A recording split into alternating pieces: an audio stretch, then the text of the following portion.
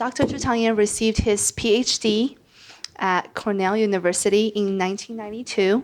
He specialized in science that relate to women's health, and he has been featured in several TV channels of his groundbreaking research. I personally read his research about 6 months ago online, and it was awesome. And I was happy to learn about his research and how his team get to that. And maybe he will talk about it today. Dr. Chu is currently the director of the Cervical Cancer Prevention Center at the Hualien Ciji Medical Center. Dr. Chu states that his aspiration for his professions are to be a doctor that can bring healing and relief to those in need, a teacher that can provide answers to questions, and a scientist that can make new discoveries to benefit the entire society.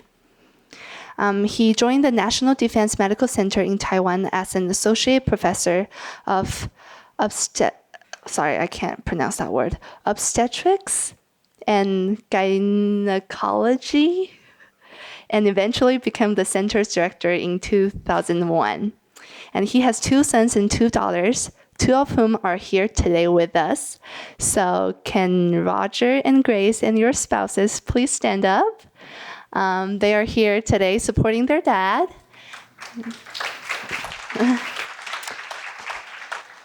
And now please welcome Dr. Chu with a warm round of applause. 6 months ago, Roger called me. Hi, Dad. Am I going to go to my school and there's a China conference to give a talk? I said, what kind of China conference? Is speaking Chinese or this is everything? It's okay. So now, and I said, yes, I would like to do it. Then I realized that gradually it's a interest in China and a different kind of field. But then I thought, what kind of a biomedical science is specifically related to China?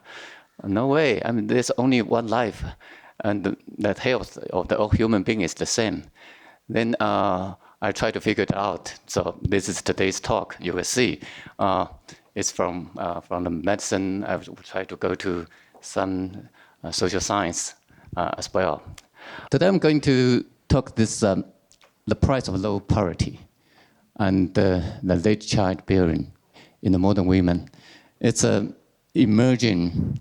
It's an emerging, very serious problem of the Chinese society. So then we started with the life. This is Chiang Kai-shek said, the meaning of life is to create the successive lives. The Bible says, be fruitful and multiply. As a clinician, I'm a woman's doctor. That is a reproduction. Okay, let's see. Next. Okay, then what is the reproduction of the hominid? That is human genus. The present day, bongo, gorilla, chimpanzee. I mean, all this, this kind of so-called mammal or primate, the childbearing is started with the sex maturity.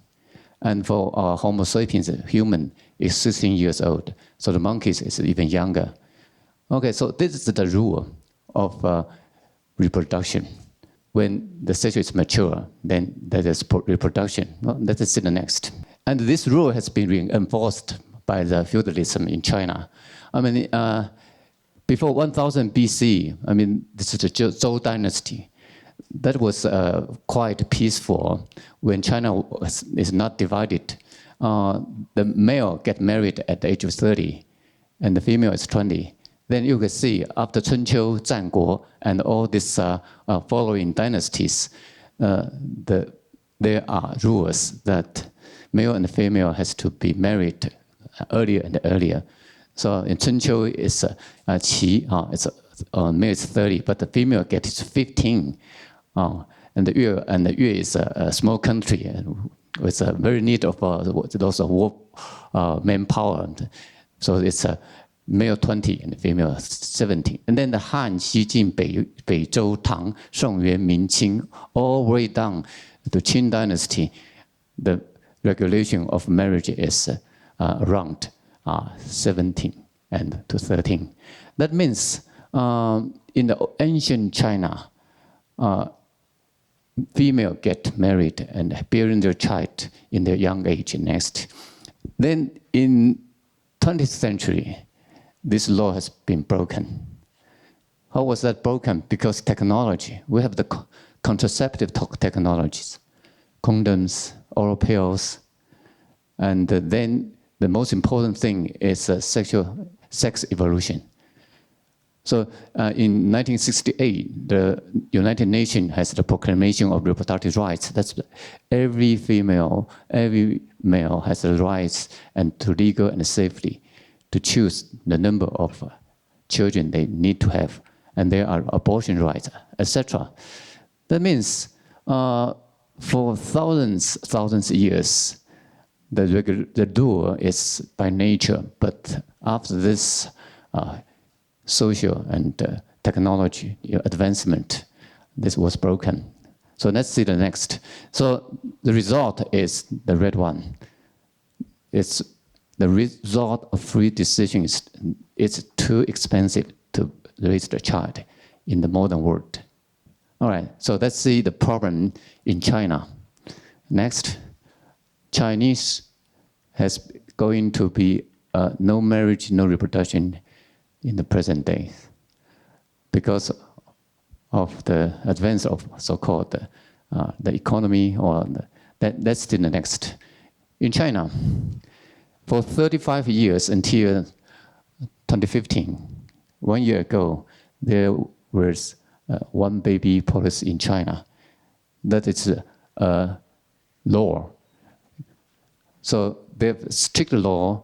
It's against the law, then your property will be in danger. And this kind of the Chinese family planning actually has a very huge impact on the social, on the family, and on the following generation. For instance, there's a trend of selection male instead of a female for the sake of so-called 传宗接代. So the male to female ratio is now 119 to 100. That means by 2020, there will be 80 millions of bachelors in these countries. So for the female, you will see there will be the healthy consequences. Next. In Taiwan, I collect more data because I'm from Taiwan. The marriage rate of female 25 to 29 in Taiwan, it was 22% in 1940s. By 1990s, it's down only to 26%. Next, then we see the age of marriage is down from 22 years, then all the way in 1975, all the way to 29 years old by 2013. And also, everybody should know, I mean, this is not a phenomenon in China or in Taiwan, also in Japan, in Germany, France, all the Western countries. Females get married late and have their child very late. Next. Okay, the parity. In average, in 1976, it was 3 children in women's life. Then by 2010, it was less than 1. So let's see the next. Oh, this is very interesting data. CIA has these collections of so-called the World Fact Book every year. Among those, the country in the world, those Chinese communities, Singapore, Macau, Taiwan, Hong Kong, ranked the last to have the lowest birth rate. And in China, it was still very low. You can see America is on 1.87. This is all far beyond the world average, which is on the top, 2.42. So the birth rate of Chinese societies are extremely low in this decades. So let's see the next. In human reproduction, it's made, the only purpose is to conceive. So we have the menstrual cycle every month. And this, we take it for granted. But actually, you will see, not all the animals do this ways. So we have a menstruation every month, and in the middle, we have the ovulation. Then after ovulation, there will be a so-called luteal phase. After luteal phase, the endometrium lining will be shed. That is the menstruation. Let's do next. This so-called incessant ovulation and menstruation actually is relatively rare in all the mammals. Females of the most mammal species are ovulating only when they are in heat or in a situation that is proper for them to get pregnant. For many instances, it's a season or twice a year, even yearly. And in human female, the estrus is concealed, and ovulation is regular and incessant in every month if she's not being pregnant. And also for the menstruation, it's also a very rare occurrence. Human is one of the rare species having shedding non-conceived endometrium by menstruation. A lot of animal which has a menstruation that actually is being absorbed by the body. Okay, let's see the next. We have to go quickly. So the health consequences is the cancers of reproductive organs. Breast cancer, we hear more and more breast cancer. It's because of the late conceiving, low parity. Endometrial cancer, low parity. And I'm focusing on ovarian cancer, so low parity and late conceiving. Oh, let's the next. The pregnancy and breastfeeding actually is the natural protection. Each pregnant takes 10 months, and if you breastfeed for 12 or 14 months, then there will be a totally 2 months of anovulation, of no menstruation. If left unintended, a human female will have 15 pregnancies in her whole life. But if it's been contraceptives, there will be 400 cycles of ovulation, and that's a lot. And also, it's 1/4 for additional so-called reproductive life. Let's see the next. All right, so this is the Taiwan data. All the breast cancer, uterus cancer, ovarian cancer is raising by years, and it's still is raising now. So now we see the payoff. Because cancer is a process of 30, 40 years.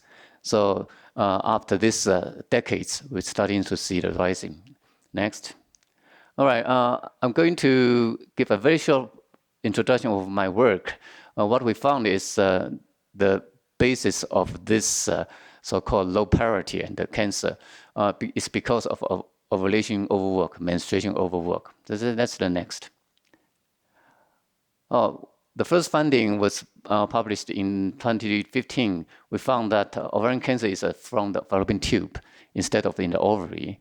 And the ovarian follicles, which contains the eggs, has a high level of carcinogen, which is ROS, and which is toxic, genotoxic to the fallopian tube. So let's do the next.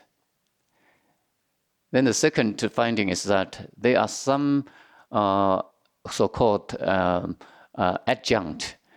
That is the retrograde menstruation. Retrograde menstruation gives rise to RBC, red blood cells, and hemoglobin.